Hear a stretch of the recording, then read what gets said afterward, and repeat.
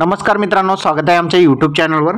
तर मित्रांनो, अपात्र राशन कार्ड धारकांचे या ठिकाणी राशन कार्ड बंद केले जाणार आहे। महाराष्ट्र शासनाच्या अन्न नागरी पुरवठा आणि ग्राहक संरक्षण विभाग यांच्या मार्फत 4 एप्रिल 2025 रोजीचा हा GR आहे। या GR अंतर्गत एक फॉर्म भरून त्यांनी महाराष्ट्र शासनाला आपल्याला द्यायचा आहे। जर हा फॉर्म भरून दिला नाही तर आपला राशन कार्ड हे बंद केले जाणार आहे। आता राशन कार्ड मध्ये 2 प्रकारचे राशन कार्डच्या या ठिकाणी तपासणी केली जाणार आहे। एक म्हणजे अंत्योदय अन्न योजना आणि दुसरं म्हणजे प्राधान्य कुटुंब योजना। अशा म्हणजे यामध्ये बघितलं तर पिवळं राशन कार्ड आणि केसरी राशन कार्ड या 2 राशन कार्डचे या ठिकाणी जे आहे चेक केले जाणार आहे, तपासणी केली जाणार आहे।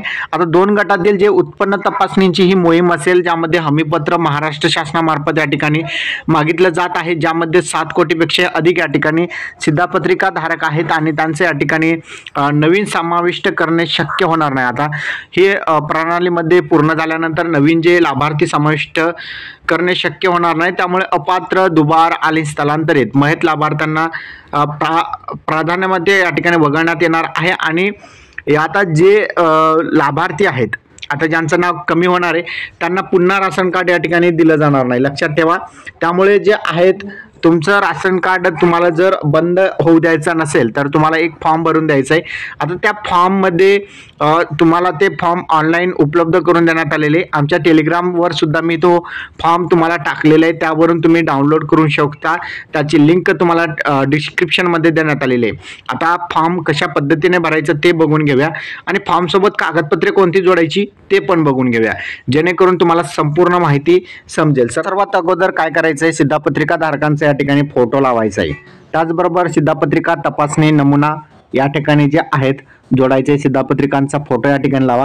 अनुक्रमांक या ठिकाणी तुम्हाला टाकण्याची आवश्यकता नाही। आता महत्त्वाचं म्हणजे या ठिकाणी वरती जे आहे तुम्हाला गावाचं नाव टाकायचं, तुमचं जे गाव असेल, तालुका असेल, जिल्हा असेल, या बाबी जे आहेत या ठिकाणी भरा। या ठिकाणी जे आहे तुमचं संपूर्ण नाव टाका, जे राशन कार्ड आहे ज्यांच्या नावावर ते नाव टाका, वय टाका, नागरिकत्व टाका आणि नोकरी किंवा व्यवसाय टाका, व्यवसायाचा पत्ता टाका, कोणत्या ठिकाणी तुमचा व्यवसाय जर शेती असेल आणि शेती तुमच्या गावाकडची असेल तर गावाचं नाव टाका। शिधापत्रिकेचे वर्गवारी या ठिकाणी टाकायचे, म्हणजे या ठिकाणी जर तुमचं राशन कार्ड आहे अंत्योदय अन्न योजनेअंतर्गतचा असेल किंवा प्राधान्य कुटुंब लाभार्थी योजनेअंतर्गतचा असेल तर या ठिकाणी तुम्हाला टाकायचं आहे। त्याचबरोबर शिधापत्रिकेचा क्रमांक, आता तुम्हाला ऑनलाईन जे शिधापत्रिका क्रमांक आहे तो टाकायचा आहे। संपूर्ण निवासी पत्ता टाकायचा आहे, तुमचं तालुका जे असेल ते टाका, जिल्हा असेल, पिनकोड असेल, या बाबी सर्व भरून टाका। आता अर्जदार कुटुंबातील घटक व्यक्तींची नावे आणि संपूर्ण माहिती या ठिकाणी भरायची आहे। आता ही माहिती जवळपास या ठिकाणी अर्जदार आणि अर्जदार व्यतिरिक्त कुटुंबातील घटक म्हणून अर्जदाराकडे सामान्यतः राहणाऱ्या व्यक्तींची नावे या ठिकाणी टाकायचे। आता घरातील कोणी नोकरदार असेल ते त्यांचं नाव या ठिकाणी तुम्हाला टाकायचं नाही आहे। आणि नाव टाकल्यानंतर समोर तुम्हाला नाते टाकायचे, स्त्री आहे, पुरुष आहे, वय किती आहे त्यांचं, आणि या व्यवसाय कोणता आहे, या ठिकाणी नागरिकत्व कोणता आहे ते या ठिकाणी भरून द्यायचं आहे। आता संपूर्ण माहिती भरल्यानंतर तुम्हाला जे आहे तुमचं सर्व कुटुंबाचं वार्षिक उत्पन्न किती आहे ते या ठिकाणी टाकायचं आहे। त्यानंतर चालू मतदान यादीमध्ये शिधापत्रिका धारकांचे नाव आहे की नाही ते या ठिकाणी सांगायचं आहे, असेल तर होय करा। त्याचबरोबर निवासासंबंधीचा पुरावामध्ये तुम्ही आधार कार्ड असेल, भाडेपावती असेल, LPG जोडणी असेल, टेलिफोन मोबाईल देयक असेल, ड्रायव्हिंग लायसन असेल, आधार कार्ड असेल, निवासाचा मालकीचा पुरावा असेल, विजेचे बिल असतील, बँक पासबुक असेल, मतदान ओळखपत्र असेल किंवा इतर ओळखपत्र असतील ते या ठिकाणी तुम्ही देऊ शकता। तुमचं जे रहिवासीचे प्रमाणपत्र म्हणून, म्हणजे किमान एक कागदपत्रे तुम्हाला निवासासंबंधीचा पुरावा म्हणून द्यावा लागणार आहे। आता या ठिकाणी तुम्ही ज्या वेळेस फॉर्म भरता त्यावेळेस काय करायचं, या ठिकाणी ज्या डेटला तुम्ही हा फॉर्म भरलेला आहे तो दिनांक टाका। या ठिकाणी अर्जदारांची स्वाक्षरी करा, जर स्वाक्षरी येत नसेल तर अंगठाचा ठसा या ठिकाणी मारा। प्राधिकृत रास्त भाव दुकानदारांचे नाव या ठिकाणी टाका, त्यांचा क्रमांक टाका, परवाना क्रमांक टाका, या ठिकाणी पत्ता टाका आणि या ठिकाणी त्या दुकानदारांची स्वाक्षरी घ्या।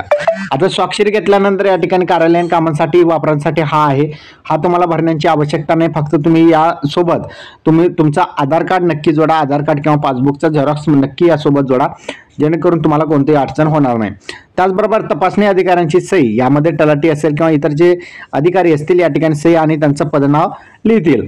आता त्यानंतर बघितलं तर शिधापत्रिका धारकांना पोच पावती सुद्धा दिली जाणार आहे. आता तुम्ही फॉर्म भरला, तुमच्याकडे काहीतरी प्रूफ पाहिजे ना, तो प्रूफ म्हणजेच पोच पावती. आता पोच पावती शिधापत्रिका धारकांचं नाव, ज्या नावाने तुम्ही अर्ज केलेले आहे तो नाव या ठिकाणी येईल. त्याचबरोबर शिधापत्रिका धारकांचा क्रमांक म्हणजे राशन कार्ड नंबर येईल. त्याचबरोबर संपूर्ण पत्ता या ठिकाणी तुम्हाला टाकायचं आहे. संपूर्ण पत्ता टाकल्यानंतर यांच्याकडे तुम्हाला काही कागदपत्रे तुम्ही कोणती दिलेली होती, जसं की तुम्ही आधार कार्ड असेल किंवा बँकेचं पासबुक असेल, लाईट बिल असेल, LPG जोडणीचं पासबुक असेल, पावतींचं पासबुक असेल, या बाबी तुम्ही दिलेल्या असाल तर त्यापैकी एक कागदपत्र तुम्हाला द्यायचं आहे. जसे की तुमच्याकडे आधार कार्ड आहेच, तुम्ही आधार कार्डचं झेरॉक्स द्या, पासबुकचं झेरॉक्स द्या. या 2-3 कागदपत्रापैकी कोणतंही एक तुम्ही देऊ शकता. आता या ठिकाणी जे आहेत अर्ज स्वीकृत करणाऱ्या कर्मचारी किंवा तलाट्यांच्या या ठिकाणी स्वाक्षरी असेल ती तुम्हाला फॉर्म भरून घेतल्यानंतर तुम्हाला या ठिकाणी ही स्वाक्षरी तुम्हाला जे पोच पावती आहे तुमच्याजवळ असणे गरजेचे आहे. कारण की काळानुसार जर काही बदल झाला, तुमच्या काही फॉर्ममध्ये त्रुटी आल्या तर तुम्हाला पोच पावतीद्वारे ते फॉर्म तुम्हाला सापडेल आणि त्या फॉर्मामध्ये तुम्ही पुन्हा दुरुस्ती कराल. त्याचबरोबर तुमचं जर या फॉर्मानुसार तुमचं राशन कार्ड बंद झालं, या योजनेतून तुम्हाला राशन कार्डमधून बादच करण्यात आला तर मात्र तुम्हाला जे आहे ही पावतीचा उपयोग मोठ्या प्रमाणात होणार आहे. हे महत्त्वपूर्ण होतं. आता यामध्ये अनेकांचा प्रश्न होता की सर उत्पन्नाचं निकष किती पाहिजे, उत्पन्न कितीपर्यंत पाहिजे, या संबंधीचा मी स्पेशल व्हिडिओ आणेल. त्यामध्ये तुम्हाला उत्पन्न, कुटुंबाचं वार्षिक उत्पन्न कितीपर्यंत, महाराष्ट्र शासनाच्या गाईडलाईननुसार, महाराष्ट्र शासनाच्या जे आहे सूचनानुसार तुम्हाला उत्पन्न किती पाहिजे, त्याचबरोबर तुम्ही जे फॉर्म भरलेला आहे तो फॉर्म कुठे मिळेल तर तुम्हाला आमच्या टेलिग्राम चॅनलवर मिळेल. डिस्क्रिप्शनमध्ये मी लिंक दिलेली आहे, त्यावर तुम्हाला विनामूल्य हा फॉर्म मी उपलब्ध करून दिलेला आहे. त्या ठिकाणी हा फॉर्म डाउनलोड करा. नमुना फॉर्म डाउनलोड केल्यानंतर हा फॉर्मची प्रिंट काढा. प्रिंट काढल्यानंतर फॉर्म भरून तुम्ही जवळच्या तुमच्या राशन कार्ड धान्य दुकानावर हा फॉर्म घेऊन जा आणि त्या ठिकाणी हा फॉर्म जमा करा. तर अशा प्रकारे बघितलं तर या ठिकाणी तुम्हाला ऑनलाईन फॉर्म उपलब्ध करण्यात आलेला आहे. घर बसल्या तुम्हाला जे आहेत फॉर्म मिळेल. हा फॉर्मची प्रिंट काढा आणि त्यानंतर जे आहे लगेच्या लगे हा फॉर्म भरून द्या. या मागचं कारण असं आहे, आता तुम्ही हा फॉर्म भरून दिला नाही तर राज्यातील 7,16,000 जे लाभार्थी आहेत तेच या योजनेअंतर्गत पात्र आहे, ज्यामध्ये अंत्योदय अन्न योजना किंवा प्राधान्य कुटुंब योजना या दोन्ही योजनेचे जवळपास 7,16,00,000 या ठिकाणी जे आहेत लाभार्थीच राहणार आहे. यापेक्षा जर जास्त झाले तर इतरांचं नाव कमी करून यामध्ये जे आहेत त्या नाव कमी केल्यानंतर जे पात्र आहेत त्यांना या योजनेअंतर्गत लाभ दिला जाणार आहे. म्हणजे आता तुमच्याकडे समजा तुम्ही या योजनेअंतर्गत अपात्र झालेले आहे तर तुमच्या जागेवर दुसऱ्यांचं या ठिकाणी नाव या योजनेअंतर्गत ऍड केलं जाणार आहे. तर या योजनेअंतर्गत तुमचं नाव कमी होऊ नये त्यासाठी हा फॉर्म भरून द्या, जेणेकरून तुमचं राशन कार्ड बंद होणार नाही. महत्त्वाचं आहे, यामध्ये महत्त्वाचं म्हणजे केसरी असेल किंवा पिवळे राशन कार्ड असेल, या दोन्हींनी लवकरात लवकर हा फॉर्म भरून द्यायचा. या फॉर्मची प्रिंट मी टेलिग्राम चॅनलवर दिलेली आहे, त्या ठिकाणी तुम्ही हा फॉर्म डाउनलोड करा. डाउनलोड केल्यानंतर प्रिंट काढा. प्रिंट नंतर त्यामध्ये संपूर्ण माहिती भरा. आधार कार्डची एक झेरॉक्स जोडा. त्याचबरोबर तुम्ही तुमच्याकडे आधार कार्ड नसेल, बँकेचा पासबुक असेल, लाईट बिल असेल, या बाबीपैकी कोणतंही एक कागदपत्र तुम्ही जोडा आणि हा कागदपत्र जोडून ज्या जवळच्या राशन कार्ड धान्य दुकानावर हा फॉर्म तुम्ही जमा करू शकता किंवा तलाठी कार्यालयाकडे सुद्धा हा फॉर्म तुम्ही जमा करू शकता, जेणेकरून तुम्हाला जे आहे त्याची एक पोच पावती सुद्धा तुम्हाला मिळणार आहे. तर अशा प्रकारे बघितलं तर हा एक महत्त्वपूर्ण अपडेट होता. अपडेट कसा वाटला नक्की कमेंटमध्ये सांगा. चॅनलवर नवीन असाल चॅनलला सबस्क्राईब करा. असेच महत्त्वपूर्ण व्हिडिओ तुम्हाला रोज मिळत जातील. धन्यवाद.